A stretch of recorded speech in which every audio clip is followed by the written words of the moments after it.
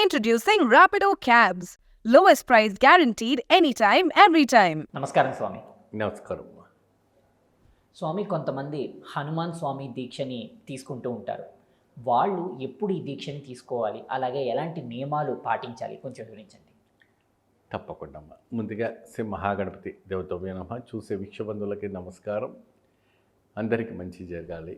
ఆంజనేయ స్వామి వ్రతం, కొండగట్టు ఆంజనేయ స్వామి వ్రతం అంటారు. అవును. అక్కడ భూతపేత పిశాచాలకి అతైన పెద్ద నిలయమైనటువంటి ఆంజనేయ స్వామిది కొండగట్టు ఆంజనేయ స్వామి ఆలయం. అక్కడ చేతబళ్ళు చేసిన వాళ్ళకి, బాణమతి చేసిన వాళ్ళకి, మరి ఇంకెటువంటి ప్రయోగాలు చేసిన వారికి అక్కడ కొండగట్టులో అమావాస్య రోజున నిద్ర చేస్తే ఆ భూత వైద్యం జరుగుతుందనేసి గట్టి విశ్వాసం. అందుకని స్వామికి ప్రత్యేకంగా ఆంజనేయ స్వామి కూడా 41 రోజు వ్రత నియమాలు బ్రహ్మచర్యంతో పాటిస్తారు. ఇది చాలా పాతమైనటువంటి వ్రతం. హనుమాను వ్రతం అంటే స్వామి సజీవంగా నివసించి సజీవంగా చిరంజీవిగా ఉన్నారు. శ్రీరామచంద్ర రఘురామచంద్ర స్వామి వారు ఇచ్చినటువంటి ఆయనకు గొప్ప వరం ఏంటయ్యా అంటే, ఆయనకు వజ్రాల మాల ఇచ్చారు స్వామి బహుమానంగా.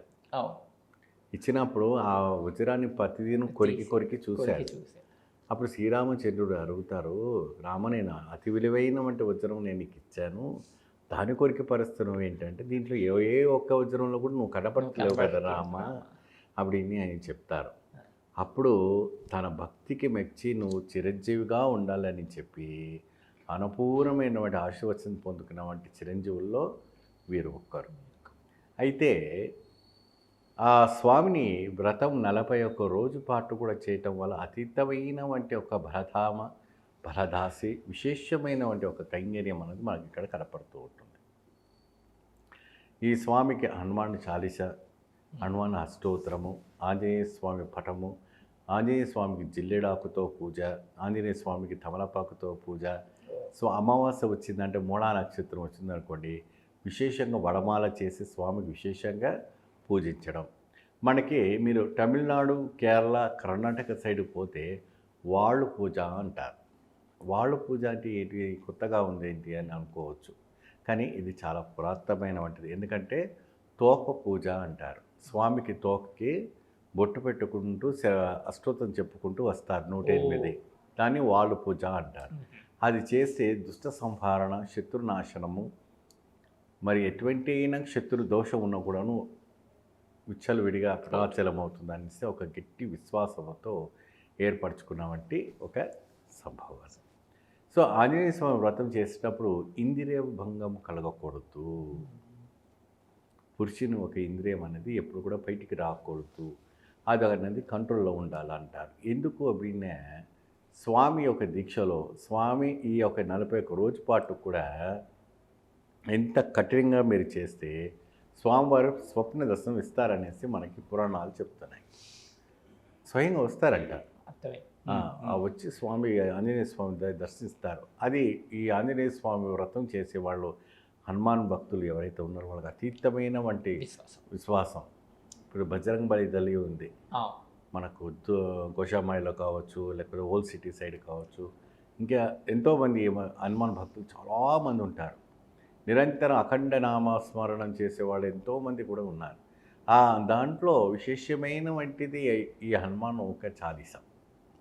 ఇప్పుడు గణపతి సత్యానంద స్వామి వారు ఉన్నారు. ఆయన ఏం చేశారంటే వరల్డ్ వైడ్గాను 1116 మందిని కూర్చోబెట్టి హనుమాన్ చాలీస అఖండం చేయించారు. వీటికి ఎలాంటి నైవేద్యం సమర్పించాలి? హనుమాన్ స్వామి వారికి నివేదన అభినే ఆయనకు అలంకారం వచ్చేసి, ఒకనాడు ఒక సందర్భంలో సీతాదేవి సింధూరం పెట్టుకుంటుంది. సింధూరం అంటే ఎక్కడ పెడతారు? శిరస్సు పైన. ఆ శిరస్సు పైన పెట్టుకున్నప్పుడు హనుమాన్ స్వామి వారు చూసి ఇలాని గమనించిన తర్వాత అమ్మవారి దగ్గర వచ్చి, అమ్మాదేవి, ఈ సింధూరం ఎందుకు పెట్టుకుంటున్నావు తెలంటే, ఇది శ్రీరామచంద్రుడికి చాలా ఇష్టమైన వంటిది నాన్న, కాబట్టి ఆయన దీర్ఘాయుషుగా ఉండాలని నేను పెట్టుకోవడం జరుగుతుంది, ఆయనకు చాలా ఇష్టమైన వంటిది ఇది అనేసి అని చెప్తాను. కొన్ని ఊర్లో ప్రాంతాల్లో ఈ ముక్కు నుంచి ఇలా పెట్టుకుని ఉంటారు పైదాకా. కొన్ని ఉత్తర భారత సైడ్లో సింధూరం ఈ ముక్కు నుంచి చక్కగా ఇక్కడ దాకా పెడతారు. అది అక్కడ ఉన్నవంటే ఆయన వారిది. సో అప్పుడు ఆంజనేయ స్వామి ఏమనుకుంటారు, కేవలం ఆ ఒక్క బొట్టు చిన్నగా ఇట్లా పెట్టుకుంటేనే ఆయన ప్రసన్నం అవుతున్నారు కదా, నేను ఒళ్ళంతా పూసుకుంటే నాకెంత ప్రసన్నం అయిపోతారని చెప్పి ప్రేమ భక్తితో ఆయన ఒళ్ళంతా సింధూరం పూసుకుంటారు. అందుకే ఆంజనేయ స్వామికి ఎర్రటి వర్ణంతో సింధూర తైలం చేస్తారు. ఆయన ఉండడం కారణం అది. ఆయన ఉండేది మంచి బలవంతుడు, అలంకార ప్రియుడే. కాకపోతే రాముడు నా పైన ఇంకెక్కడైనా కూడాను నా పైన ప్రేమ తగ్గుతుందేమో అని చెప్పి ఆయన ఎటువంటి అయినా కూడా నేను లోపంలో కనపడతానని చెప్పి ఎర్రగా సింధూరం పూసుకొని ఎదురుగా వస్తే ఆయన ఆంజనేయ స్వామికి ఆ హనుమంతుడు ప్రసన్నమైపోయారు. ఆయన పరమాత్మ భక్తి చూడండి, అక్కడ ఒక మహారాజుకు ఒక భట్టుడుకు ఉన్నవంటే ఒక భక్తి. అదే దేవతల విషయం తర్వాత పెట్టినప్పటికీ ఒక మానవతత్వానికి చూసుకుంటే భక్తి ప్రాముఖ్యత అంటే గురువు శిష్యులో ఒక బంధన, ఒక ప్రేమ బంధన. అది అంశ ఎవరిదైనా కావచ్చు. ఆంజనేయ స్వామి శివ అంశనే, మహావిష్ణువు వీళ్ళు చేసినవంటి జగన్మోహన్ నాటకం. ఈ జగన్నాటక సూత్రధారలో ఇది ఒక ఘటన తెలుసుకుంది ఏంటిది, భక్తుడికి గురువుకు శిష్యుడికి ఉన్నవంటి సంబంధం ఇది. ఏమండి మీకు ఇందాక చెప్పాను, వజ్రంలో నువ్వు కనబట్టలేవు కాబట్టేసి మనం ఏం చేయాలని ఎక్కడున్నాను అంటే గుండె చీల్చుకొని చూపిస్తారు, చూడు ఇక్కడ ఉన్నావు. సో అందుకని ఆంజనేయ స్వామి ఒక వ్రతం చేసిన వారికి భూత పేత పిశాచ నివారణం పోతుంది, అష్టైశ్వర్యాలు సిద్ధిస్తాయి. అతీత బలవంతుడైన వంటి ఆంజనేయ స్వామి హనుమాన్ చాలీస చేసుకోవడం, హనుమాన్ ఒక హస్తగం చేయటం, ఆంజనేయ స్వామి కఠోరమైనటువంటి వ్రతం చేస్తే మంచి ఫలితం లభిస్తుంది. మంచి ఆయుష్తో ఉంటారు, మంచి ఐశ్వర్యాలతో దీవిస్తారు. చక్కగా వివరించారు గురుగారు, ధన్యవాదాలు. నమస్కారం.